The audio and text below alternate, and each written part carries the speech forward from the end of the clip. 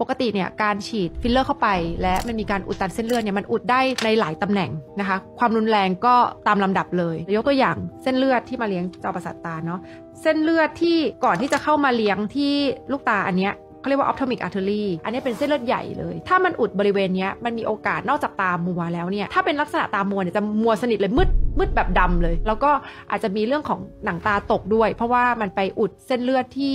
เลี้ยงกล้ามเนื้อตาด้วยแล้วอาจจะทำให้เรากรอกตาไม่ได้นะคะแต่ถ้าเกิดที่พบบ่อยเลยก็จะอุดตัวเส้นเลือดตรงกลางเขาเรียก central retinal artery นะคะมันอุดเส้นนี้อาการก็คือว่าจะมืดแต่ว่าไม่ถึงกับดำสนิทอาจจะยังเห็นแสงบ้างนะคะส่วนกรณีที่เคสของคนเกาหลีนี้ที่เขาอุดก็คือเขาไปอุดในบริเวณบรานคือเข้ามาข้างในแล้วมีการอุดนะคะถ้าเข้ามาข้างในแล้วเนี่ยส่วนที่ขาดเลือดเนี่ยมันจะไม่ขาดเลือดทั้งหมดลูกตาละมันจะขาดเลือดแค่บางส่วนนะคะแต่ก็มีผลด้านการมองเห็นก็คือเขาก็จะมองไม่เห็นอาจจะมองไม่เห็นไปเลยครึ่งนึง